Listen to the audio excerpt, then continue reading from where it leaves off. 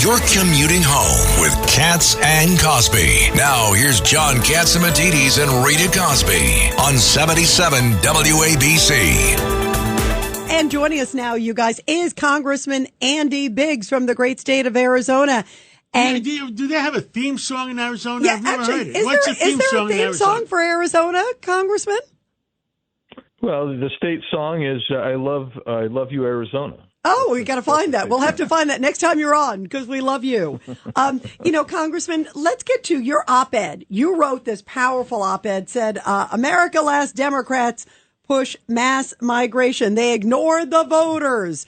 It really is, I think, just crystallized by what we're seeing happening by Gavin Newsom and some of these others. It's like, to heck with the voters. We're doing X. Where do you see this going? Well, I mean, we got a big win when the Texas Circuit Court said and enjoined the Biden administration from selling more of the fencing, but they'd already sold a bunch. I mean, it was coming right down between Tucson and Phoenix, a place called Red Rock, and they were auctioning it off there. So it's coming to an interesting head because you've got places like in Arizona, the governor. I mean, we're ground zero. And yet our governor said she's going to fight for the illegal alien. You've got Regina Romero, who's the mayor of Tucson. She's going to fight for them.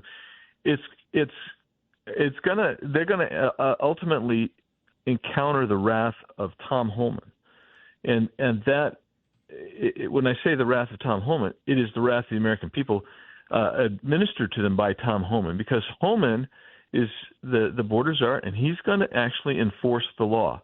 And that's all anybody really is asking right now. Can you enforce the law?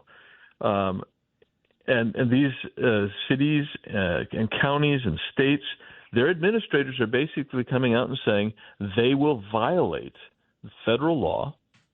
And so guess what? Pam Bondi, the new AG, she needs to hold them accountable.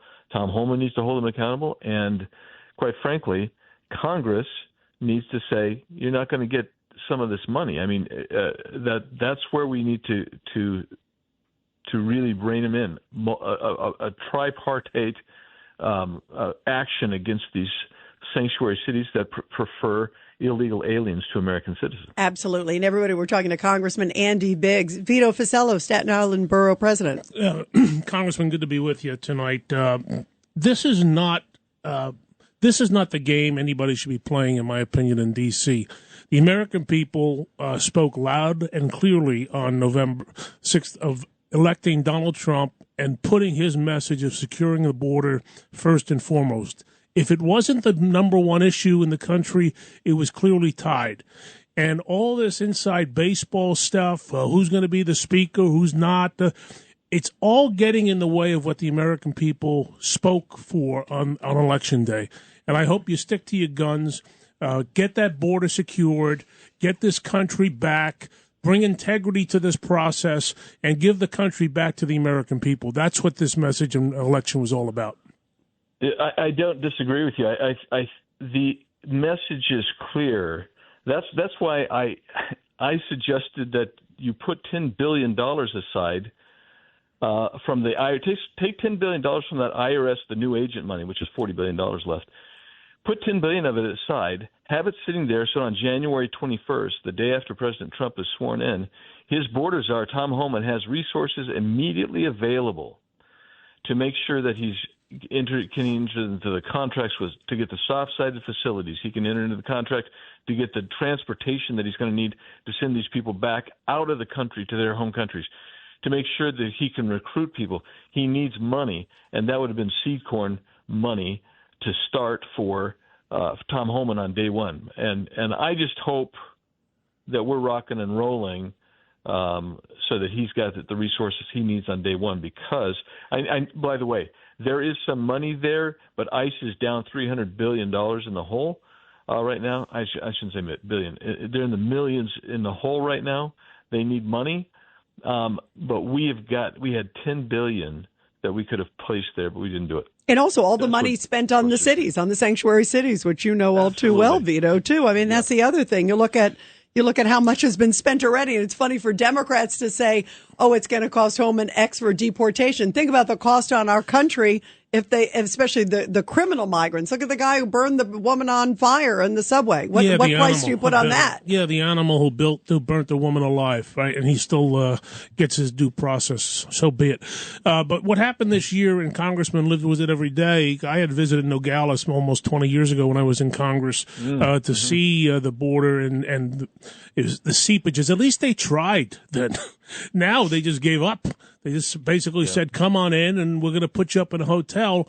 And to give you an idea, Congressman, New York has a so-called right to shelter decree that doesn't really exist, but it's cost New York $10 billion in the last couple of years to accommodate the migrants. So basically the border crisis that you live with every day for the last how many years came home to roost in places like New York City, Chicago. And that's why I get back to my first comments where we reject it. And I think most people who voted for this president and all of you in Congress say, go do what you need to do.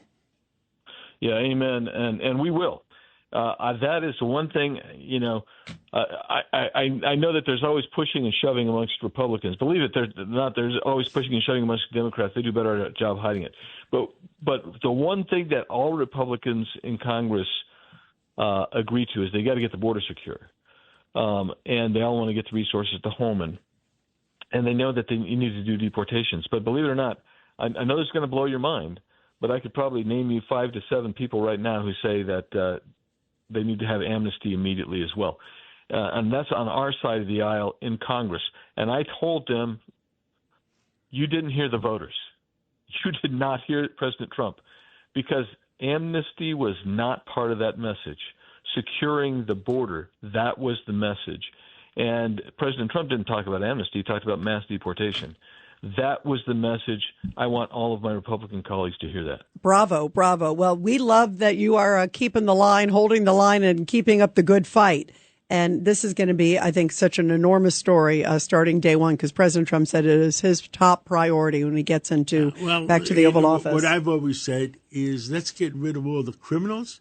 Let's get rid of all the drug addicts. Let's get rid of the murderers first. Right. And who should be fighting that? I mean, there's got to be zero fighting. I want to see the Democrats that fight that. Yeah. By the way, Congressman John has said that he'll put out the names of the ones who are going to fight it, especially if it's, heinous criminal migrants. I mean, let's out those people. You want to get a feel for Democrats and the far left that are okay with this? Just look at the San Diego City Commission. The city council, I should say, San Diego City Council. They voted, I think it was 5-1, to basically become a super sanctuary city. So where they are going to let out. This is still what their plan is. I put my money on Trump. Well, yeah. I mean, at the end of the day, right? Yeah. Ultimately, and the comment about the priorities. Yes. I mean, obviously, when you have the number of millions of illegal aliens that we have here, and you have about 1.5 million plus who've already had due process, then you have at least another 500,000 that have criminal sanctions against them. That's where the priority is. But the distinction then will be very clear. Right now, under Biden, if ICE goes in, they can't ask or inquire about anybody else's citizenship status, even if they're harboring an illegal alien. That's amazing. Congressman, thank you so much for coming on. We got to take a break. Yeah, Congressman, thank you. We love having you on. And protect those Arizona borders from that governor you have. Yeah. Do my best. Thank you. So Happy much. New Year. Thank you, Congressman.